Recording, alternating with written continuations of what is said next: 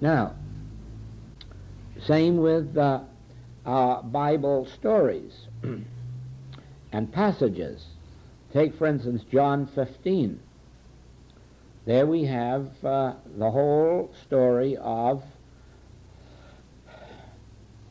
you are the branch, and Christ is the vine, and God is the Godhead, and we are all one in that. And then we're reminded that to live in that truth, to abide in that word, we will bear fruit richly. That is, we will live our harmonious spiritual lives.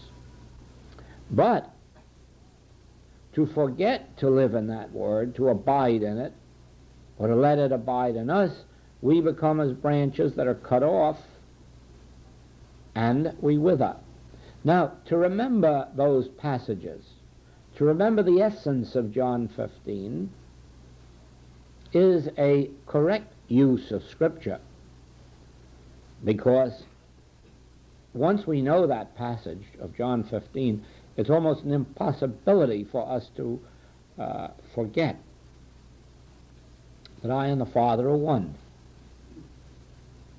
that I am the branch, Christ is within me as the invisible presence and power of God, and God is the universal, and all is one, and therefore where I am, God is.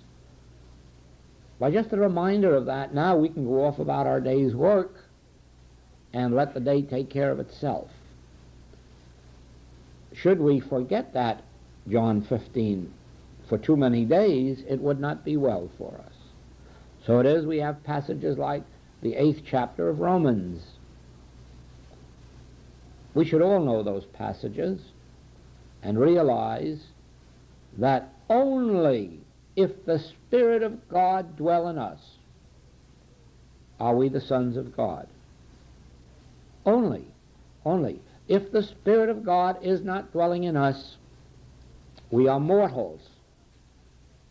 Mortals means of death. We are men and women of death if the Spirit of God does not dwell in us. How do we know if the Spirit of God is dwelling in us? Well, if we are opening ourselves to the Spirit of God, then it's dwelling in us. If we're ignoring that or neglecting it, then it just isn't. Again, it's that same illustration of the Spirit of the Lord is everywhere, but the Spirit of the Lord actually is nowhere except where it's realized. And so it is, you may say that the Spirit of the Lord dwells in everybody, yes, as a potentiality. But where the Spirit of the Lord is realized, then are you actually the sons of God, under God's government, joint heirs with God.